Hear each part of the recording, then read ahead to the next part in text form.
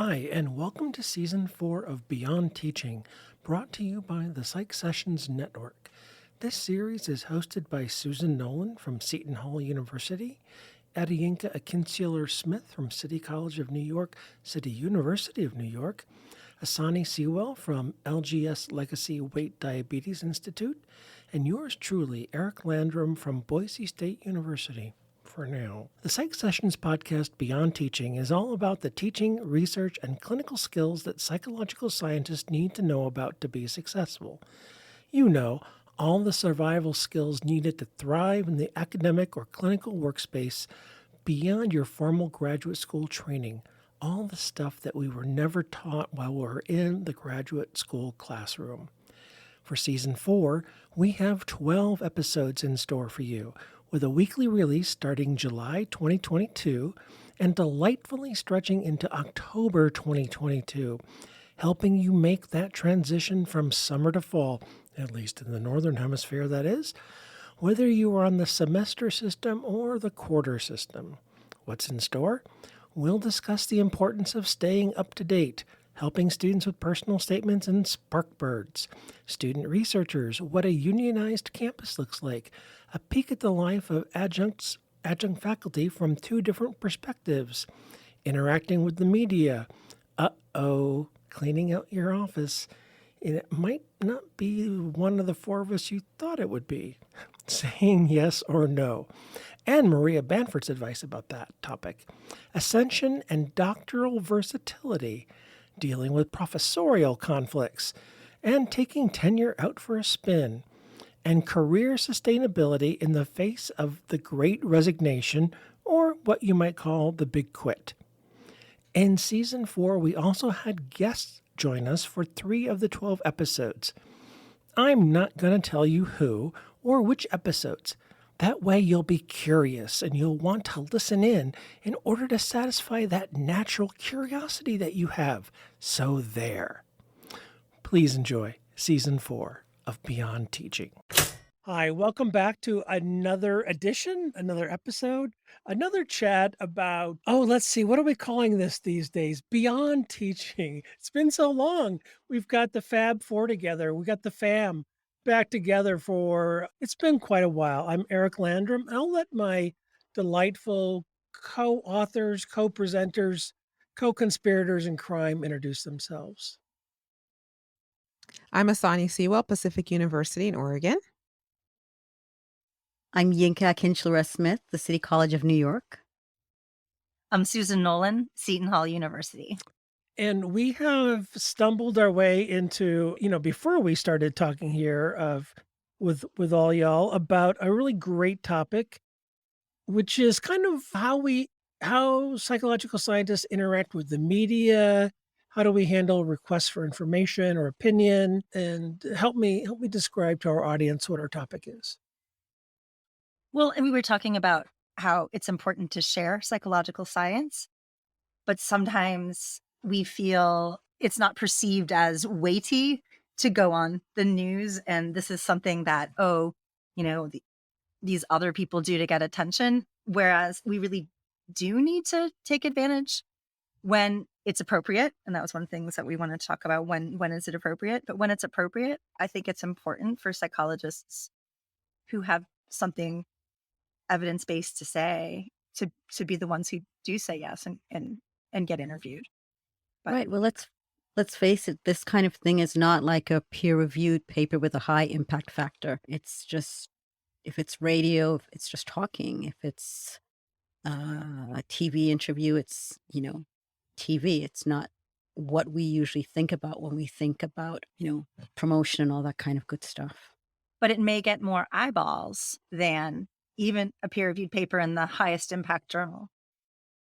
Well, Yinka and Susan, I think you're exactly right. If we talk about the true meaning of impact, publishing in a journal with a high impact factor maybe gets read by 50 or 100 of the top people in that slice or that niche of psychology. But if you go on NPR, or if your local NPR, not even the national, or if you go, you do the South Orange Gazette. I don't know what the local paper is in in Newark, the Newark Daily News. Let's say I'm sorry, I'm making that up. And you do an interview with them about the George Floyd murder or what's going on in the Ukraine right now. And you do an interview and you talk about the research that we know about from psychological science. It's not a publication, but you might be reaching tens or hundreds of thousands of viewers or listeners, and you're spreading the gospel about psychological science, and you might be having really more of an impact in people's lives than the 50 or 100 readers of that journal article. I think you're so right about that, Eric. And yet I wonder about how our institutions view this kind of work or how you can, not to get us too far off of our topic that we're hoping to stay on, but it is a consideration about how, if you are on the tenure track, for example, how your department, how your university views this kind of work and how you can highlight it or promote it in a way on your CV and your material so that it is sort of obvious to people who are looking at it what the impact of this kind of work actually is. It's a good point. I don't know about your schools, but I know that at CUNY, there has been in the past, I've seen like requests for experts who, if questions come from the media, would go up front. I don't know about the rest of you, but I've never recommended myself. I've just kind of gone, oh, Yeah. that's nice.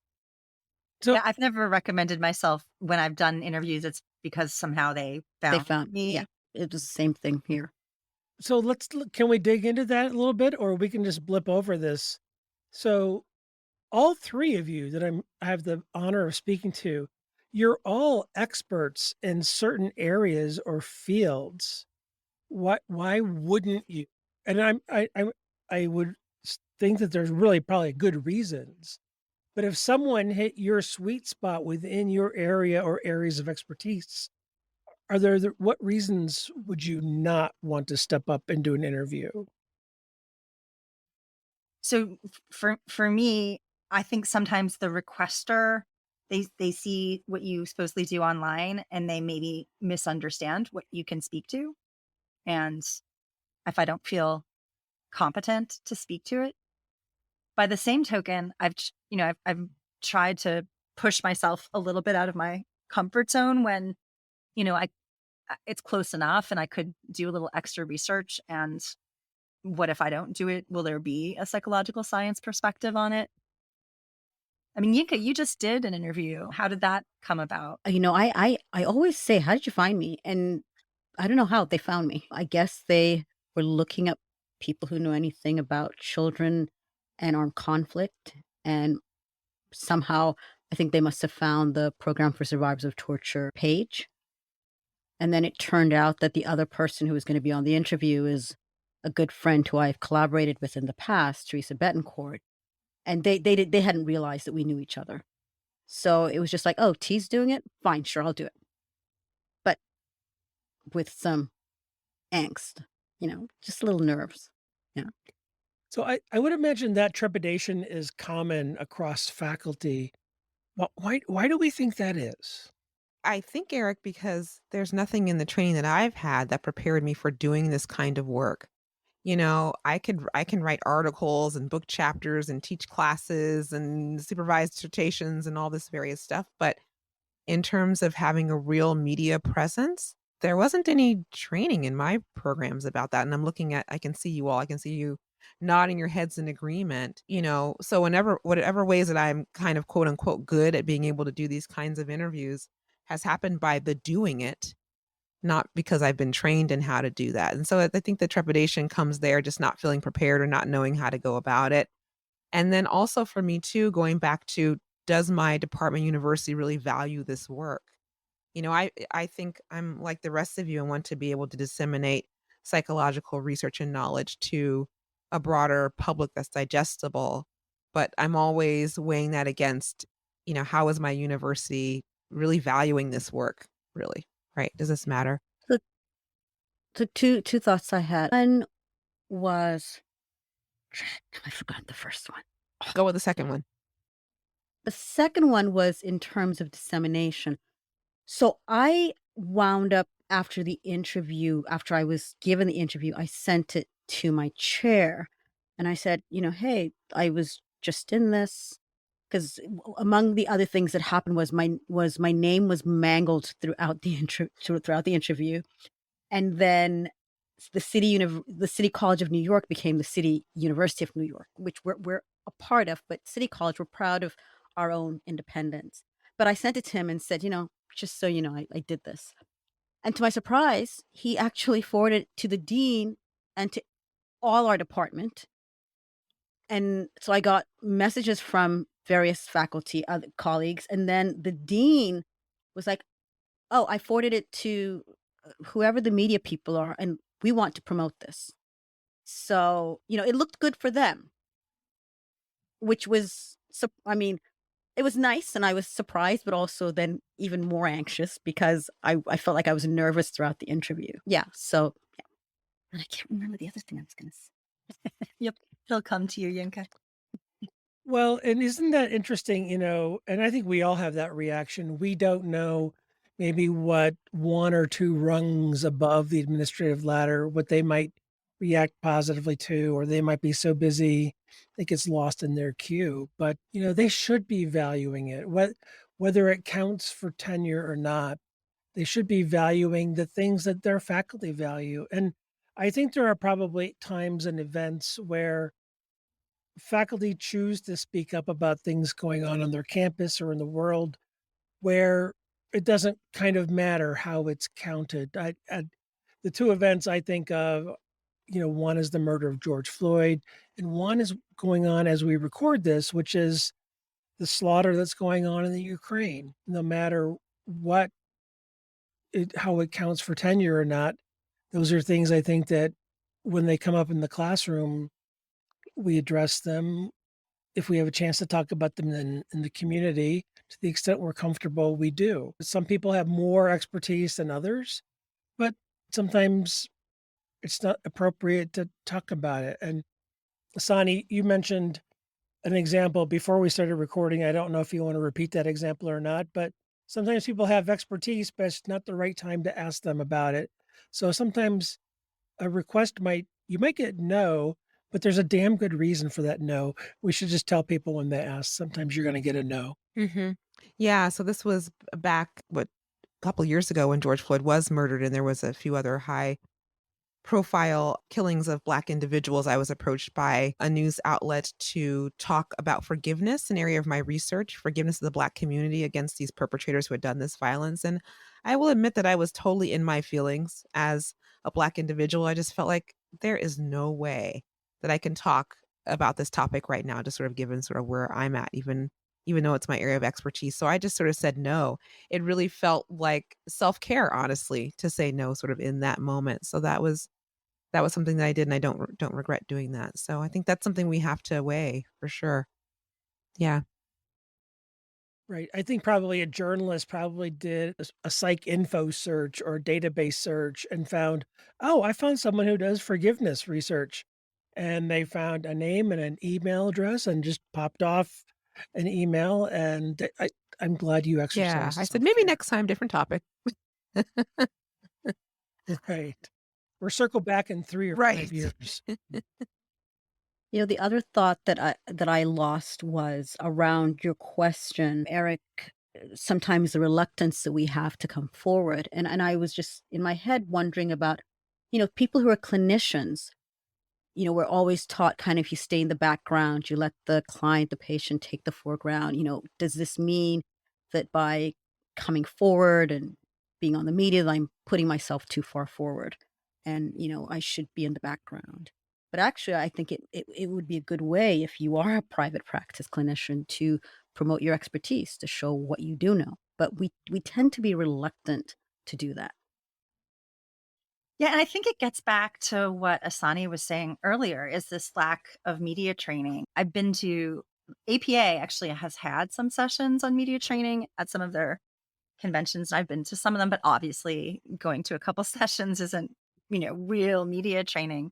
But I remember early in my career, I was doing a lot of research on women in STEM fields, science, technology, engineering, math, and sort of gendered patterns and stereotypes, et cetera. And someone asked me about women in politics if I would do an interview, and I thought, okay, you know what, it's close enough. I can talk about some of this. And hadn't even been to a session then. And I ended up talking to them for a while and got probably too comfortable. And the quote that they ended up using was, unfortunately, something like this, the stereotypes rise to the fore, and we get these, Sarah Palin as an airhead and Hillary Clinton as a witch, and not with a W.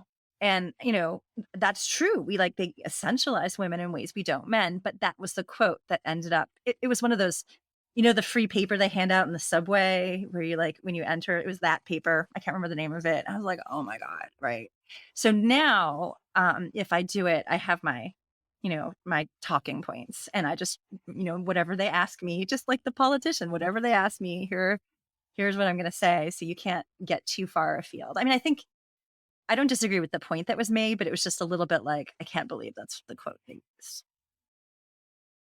Yeah, you can get the For the record, I like Hillary Clinton. I was saying that was a stereotype. you can get to come back to your point. It's funny that if we could only reframe it a little bit for those clinicians, I know they must, from what you said, they feel like they're putting themselves center stage, and they've been taught to not do that. But if they could understand that they're really putting their practice and their expertise center stage, the expertise of their discipline, that's the gift I think they're sharing. They're not, academics have this general problem, and now, boy, now I'm stereotyping. They feel like whenever they say something good about themselves, they're bragging. You know, most academics have a hard time with that. And if you're just talking about what you know and what you can teach about or what you've done for research, that's not bragging per se.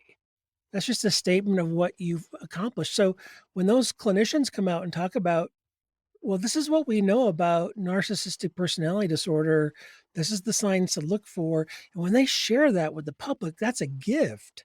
That's not bragging about, oh, this is what I know, and this is what I can do, and this is what I can cure. They don't typically present it that way. I also think that there's a stereotype that, there are some examples of this, of people who are publicity hounds who will talk about anything. And so you see, I don't know, some random psychologist talking about like the Kardashians' wardrobe or something that's really, and I feel like sometimes I'm like, I want to be just really careful not to get lumped in with that. Is the interviewer doing something that is a serious piece, or am I gonna, I guess there's a fear of being painted as the publicity hound, even though I actually try. I mean, I think it's important to do, but I don't enjoy it. Well, but Susan, your previous example just shows the risk. Mhm. Once any of us say it, someone can pull a quote out of context Yeah. and make us, so that right there is the risk. Once anybody agrees to an interview, someone else can pull a quote out of context and make any of us look bad. Yeah. So, and the only solution to that is to never do an interview. Well, I But do wonder if there's another solution, Eric, which is, you can ask for questions in advance. I mean, I know that that's not something that the interviewer is always able to or willing to provide, is to have those questions in advance. And then after the interview is over, I've had it happen a few times where they give me the opportunity to read through, whatever they've written or recorded or whatever, to provide feedback, context, that kind of stuff, so that I can clarify a little bit or ask, can you not include this or change this or whatever. And those two things don't always happen, that you get the questions in advance or the opportunity to do some editing, reviewing afterwards. But I mean, those things could help with, our words sort of being taken out of context. So, Yeah, or if it's live, then it's it's oh, there. if you're live, you're sunk. Yeah. Yeah. on a couple of rare, no, Asani, I think you're right. A couple of rare occasions where I did TV interviews 20 some years ago, I never got that option. But then I sat for an hour, hour and a half answering questions and saw 5 to 10 seconds show up on TV. So Can we see that they on didn't ask YouTube, me. Eric? Can people Google you on YouTube and find those? No, I think I have some clips somewhere. Oh my gosh. No, I was only on TV for like 10 seconds. Yeah. Some interviewers will let you answer questions by email, and I love that because then you can take your time and very carefully construct what you're saying. And like Asani, I've always also had the situation where they've let me review it. There was one case just a couple years ago. It was the Washington Post, so I was a little nervous because normally the kind of media that ask me are like very small level. And there was a psychologist at the moment unnamed because it was going to be breaking news, who had taught in his classroom and had used examples from his own sex life.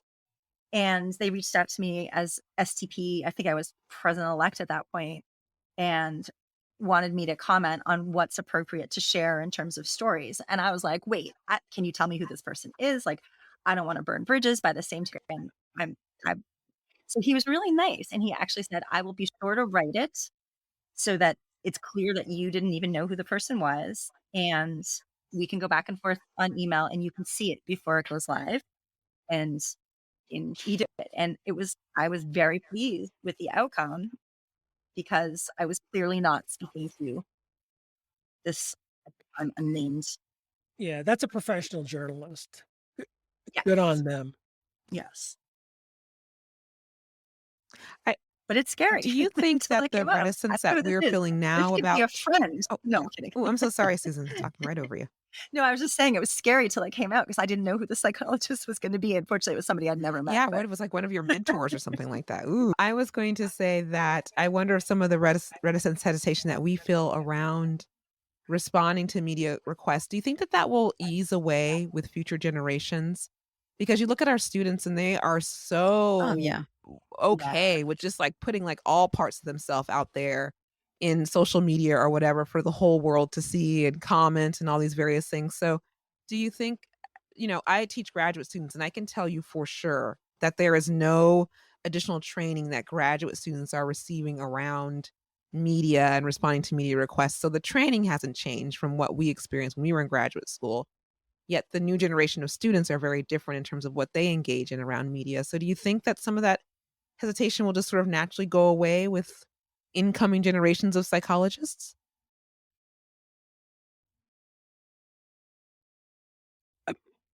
I I'm think going to so. lean no, but I'll let my other colleagues You're answer going to do a hard first, no and just unless you want me to mic go. drop, huh?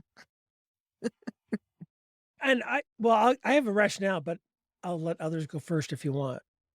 Go, what's the rationale?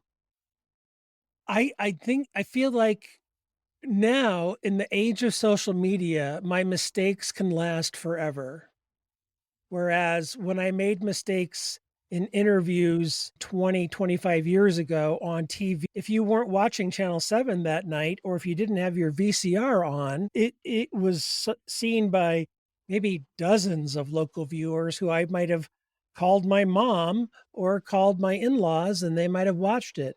Or maybe it was in the newspaper in the Idaho Statesman, and that was it. Now, if I make a mistake on any type of media in an interview, it'll be picked up and repeated on Facebook, Instagram, YouTube, Twitter, Snapchat, TikTok in perpetuity. So I think the reluctance is going to increase, not decrease. But I think it might increase among us who are not digital natives. But I think what Asani's getting at could occur with the younger folks who are already out there all the time anyway, and just being like, who really cares if this is out there? I could see it. I can see a shift occurring, or I can imagine a shift occurring. Mhm. It might be professional versus personal too. I think the difference could be training.